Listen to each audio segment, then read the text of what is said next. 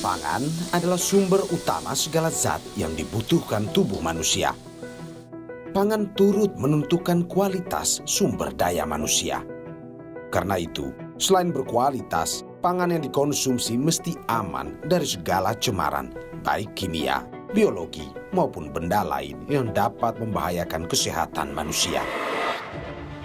Tapi sayangnya, sejumlah bahan pangan yang kita konsumsi belum terbebas dari pencemaran. Seperti di Teluk Jakarta ini, yang hasil lautnya terpapar limbah logam berat. Selama puluhan tahun, kita seakan tak punya pilihan selain terus mengonsumsi bahan pangan berbahaya yang dihasilkan Teluk Jakarta.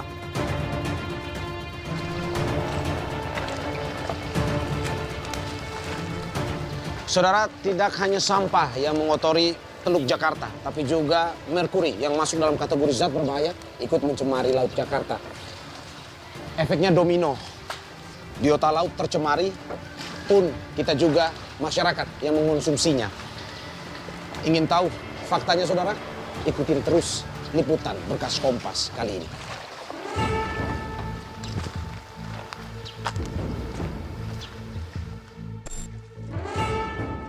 Wilayah pesisir sudah tak bersih lagi.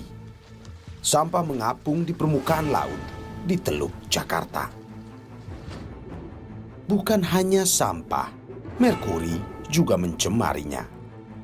Bercampur dengan air laut, merkuri atau air raksa tak kasat mata.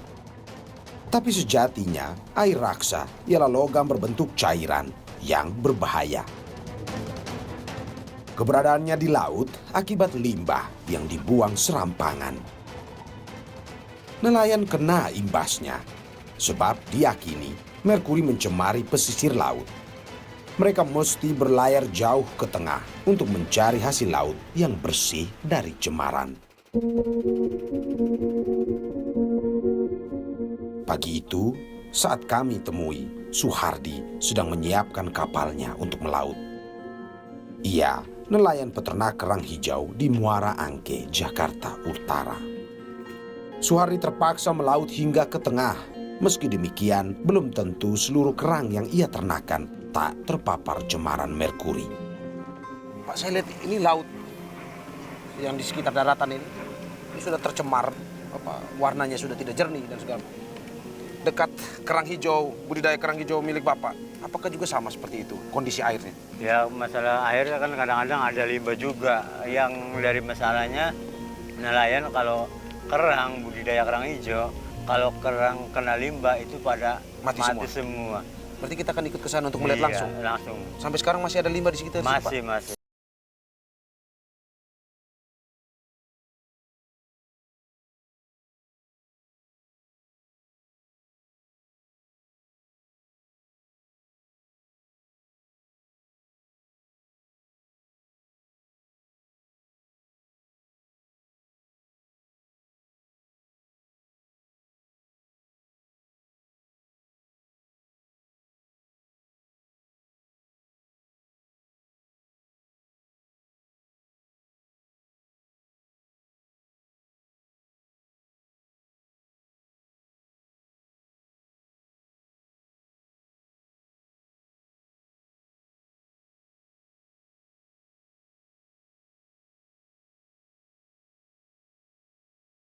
Dan ini Anda bisa lihat, saudara, hamparan jerigen yang berada di tengah laut. Ini digunakan untuk menangkap kerang-kerang hijau ini. Untuk mengambilnya gimana, Pak, caranya? Apakah kita bisa dari perahu saja atau harus menyelam ke dalam? Kita cara ngambilnya pakai kompresor, setar dulu mesin, ntar nyelam ke dasar. Kompresor untuk alat bantu pernapasan di dalam laut, terus nanti baru diambil dari bawah. Iya.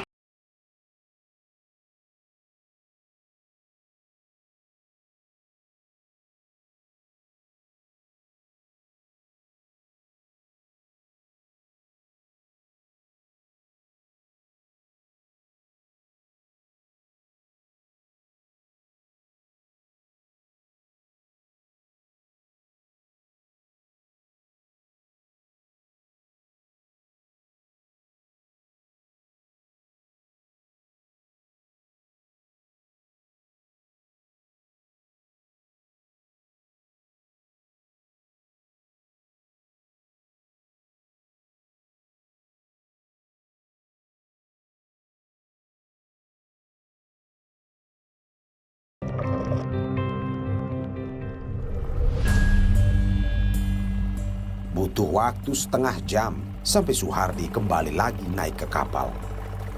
Tidak sedikit kerang yang dipanen dalam kondisi baik. Namun, jernihnya air laut ternyata tak menjamin kerang hijau bebas limbah. Nggak ada isinya ya Pak. Coba Pak tunjukin, kosong berarti. Kosong. Nih dibentukin ini kosong juga. Nih kadang-kadang itu air hujan itu kadang-kadang limbah dikeluarin. Oke, berarti limbah ini akhirnya mematikan isi dalam kerang tersebut ya, itu ya? Nama juga nelayan kan kalau umpama kita hajarnya limbah, giliran udah panen, pas hajar air limbah itu pada mati, ya nelayan kan menjerit kan. Saudara, ini di tangan saya, Anda bisa melihat, ini tanpa isi saudara.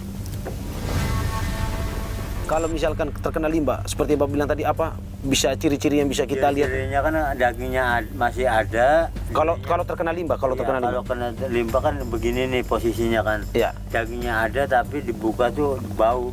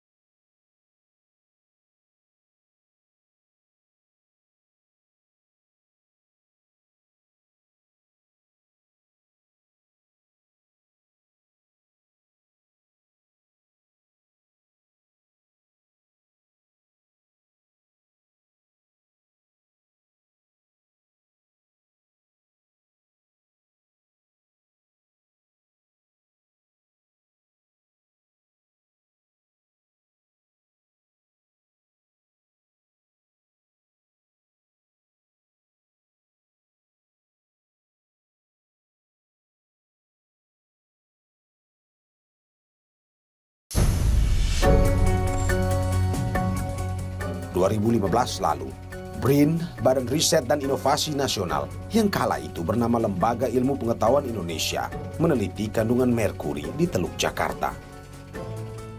Riset dilakukan dengan mengambil sedimen atau pasir yang berada di laut. Sedimen memotret konsentrasi merkuri yang tinggi di perairan Jakarta. Merkuri termasuk ada banyak juga, dan pada saat itu di sedimen memang melebihi ambang batas yang ditetapkan oleh Kanada. Sementara penelitian kandungan merkuri pada kerang hijau di Teluk Jakarta pernah dilakukan peneliti IPB, Eti Riani, pada 2008 lalu. Hasilnya 40 kali melebihi ambang batas aman bagi kesehatan. Logam berat yang mencemari Teluk Jakarta membuat biota laut dari kawasan itu berbahaya bagi manusia yang menyantapnya. Terutama kerang hijau yang memiliki kemampuan menyerap logam berat yang sangat tinggi. Merusak sistem saraf, sistem reproduksi, terus kemudian sistem kekebalan tubuh. Mungkin dari situ menyebabkan yang lain mungkin seperti itu. Jadi, tapi yang jelas dia mempengaruhi sistem saraf, sistem kekebalan tubuh, dan sistem jantung, ginjal, dan hati. Bisa menyebabkan kematian juga. Merkuri atau air raksa yang mencemari lautan bersifat bioakumulasi. Ikan besar pemangsa ikan kecil yang sudah terkontaminasi merkuri bakal menimbun residu merkuri pada tubuhnya. Resiko penumpukan merkuri paling banyak ada pada manusia yang menduduki tempat tertinggi rantai makanan. Makanan yang tak aman dikonsumsi amat merugikan. Dari umur 4 bulan kejang, sampai sekarang juga masih sering.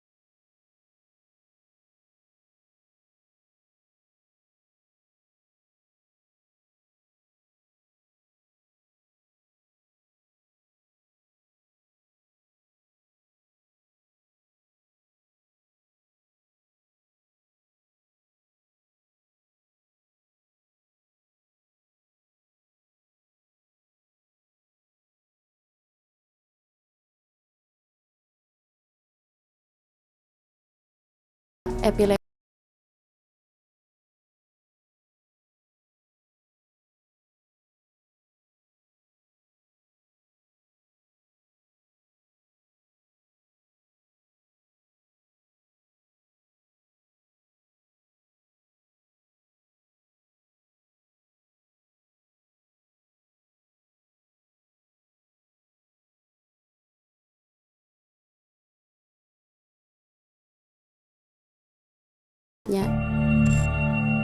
Nuraini tahu, ia menghuni lingkungan yang tercemar merkuri. Ibu dua anak ini pun tak asing dengan logam beracun merkuri. Sebab suaminya juga mengais rupiah sebagai pengolah emas.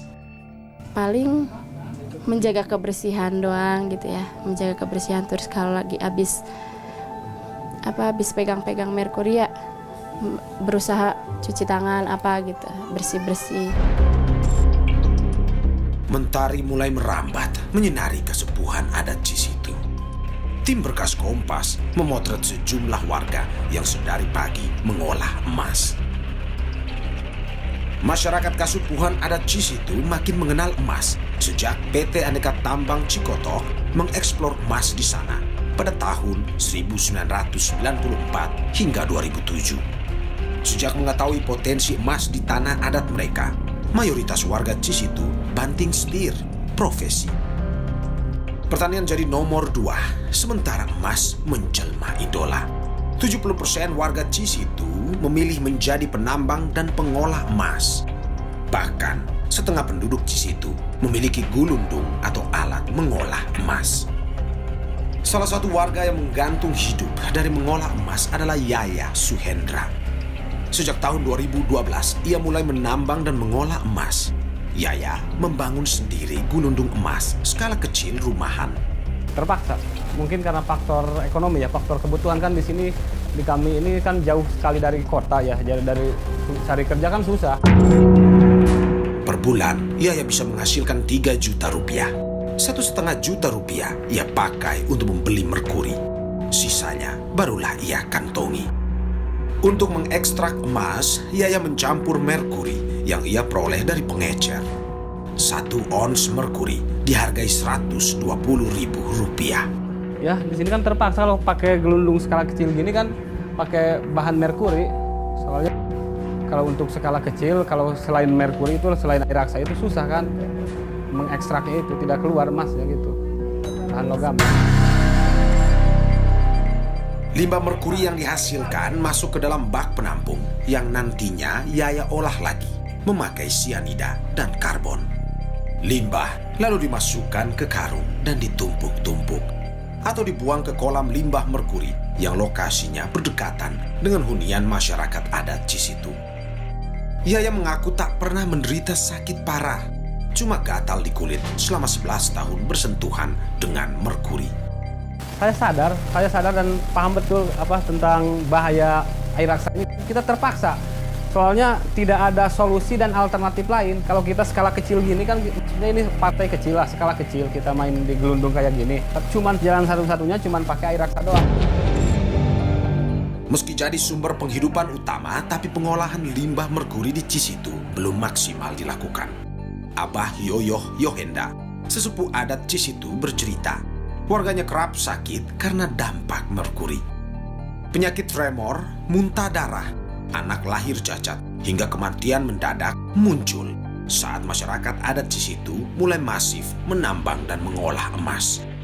Ia sudah mengingatkan warga Cisitu jika tubuh atau lingkungan tercemar merkuri, dampak buruk bagi kesehatan akan terasa. Gejala yang diduga itu sebagai dampak dari merkuri itu, setahu Olot itu memang dari 7 tahun yang lalu juga kan sudah kelihatan. Ya, bahkan dari sejak tahun 2010 juga sudah kelihatan. Ya, dan itu tanda-tandanya itu, tapi yang pasti penyakit-penyakit aneh itu sudah sangat kelihatan.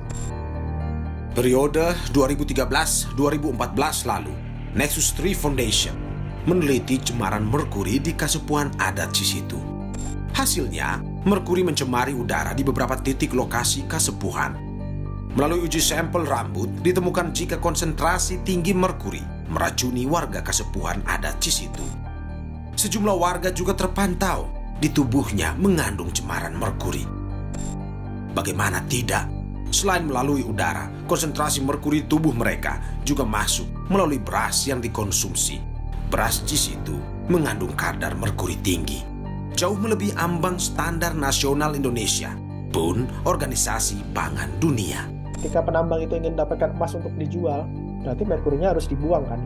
Dan cara membuangnya itu adalah dengan dibakar. Dari proses pembakaran itu, merkuri akan mencemari udara, berada di udara, dan juga karena merkuri sifatnya itu juga berat, itu bisa jatuh ke tanah dan mencemari tanah. Kemudian juga di sana banyak kolam ikan kan, ada balong, ada banyak ikan di sana. Waktu itu kita pertanian juga ya, pertanian juga. Ya, pertanian juga banyak, apalagi kalau di Cisitu terkenal mereka bisa swasembada beras. Dan kita juga waktu itu ngambil sampel beras. Itu berapa Mas kandungannya?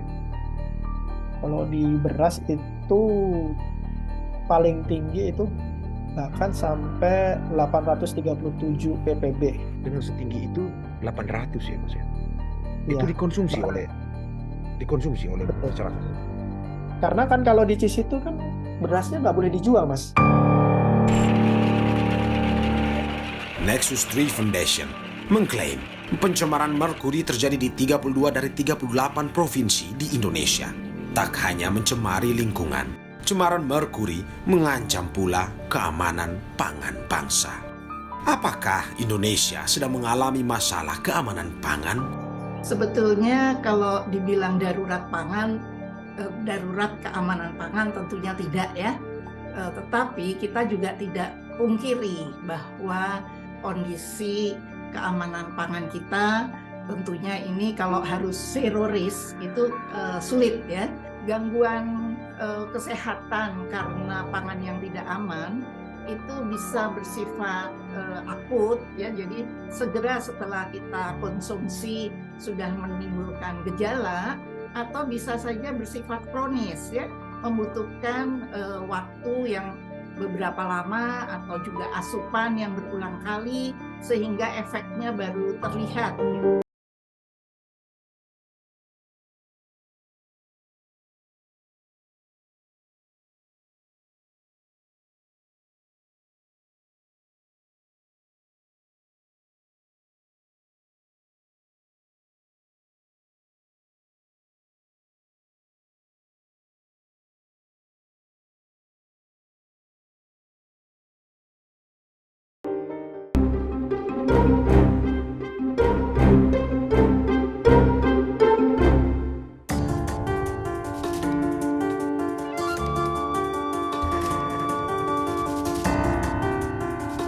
Makanan harus aman dan bebas cemaran, baik itu cemaran biologi, kimia, dan fisik. Jika tidak, pangan justru akan mengganggu, merugikan, dan membahayakan kesehatan. Dari kasus diare dan air yang terkontaminasi saja, negara merugi 70 hingga 250 triliun per tahun. Laporan Organisasi Kesehatan Dunia atau WHO pada 2015, sekitar 600 juta orang atau hampir 1 dari 10 orang di dunia jatuh sakit setelah mengonsumsi makanan yang terkontaminasi. Sementara tercatat 420.000 orang meninggal setiap tahun karena makanan yang tak aman dikonsumsi. Sedangkan di Indonesia, berdasar data Badan Pengawas Obat dan Makanan (BPOM), sejak 2017 hingga 2021 terjadi 281 kasus. Lebih dari 21.000 orang terpapar, lebih dari 10.000 orang sakit, dan 24 orang meninggal akibat keracunan makanan.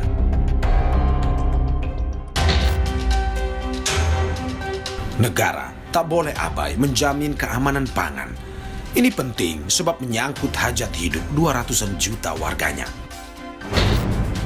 Penggunaan merkuri atau cemaran limbah yang tak dikelola secara bijak menggerus kelestarian lingkungan dan membahayakan keamanan pangan.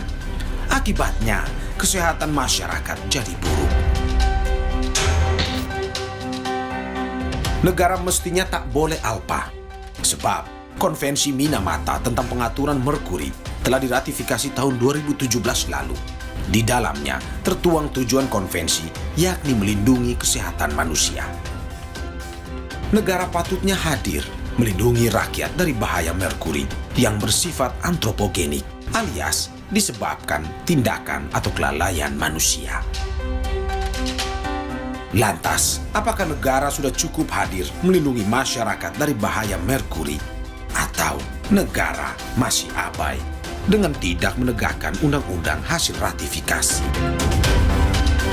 Ya sebenarnya masih banyak PR-nya Mas.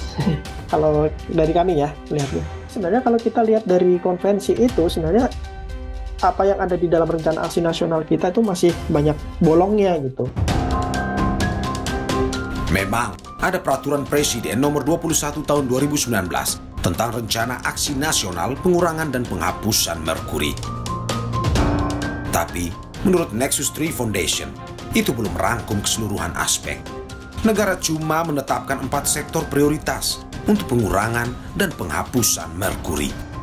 Masih ada sejumlah PR yang segera harus diurus negara, utamanya pemulihan lahan yang terkontaminasi merkuri.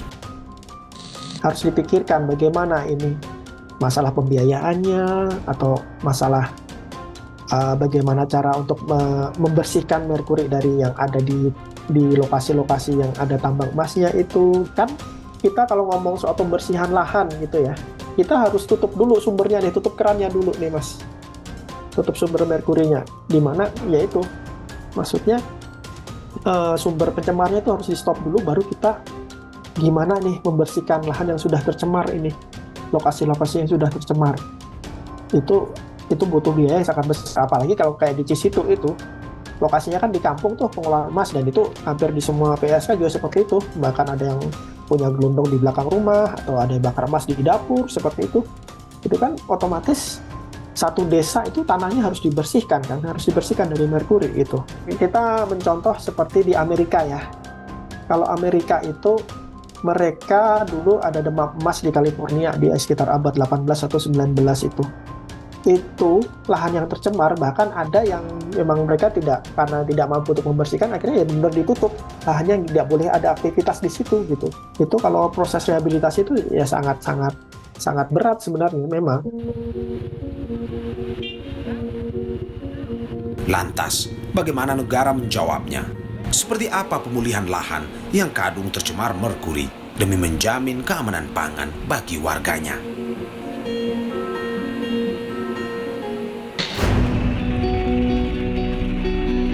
Bumi milik kita bersama.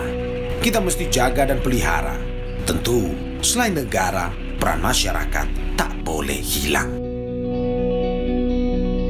Masyarakat juga harusnya juga diberi pemahaman bahwa untuk bagaimana manage limbah atau sampah, supaya dia sadar juga bahwa itu memang akan mencemari lingkungan.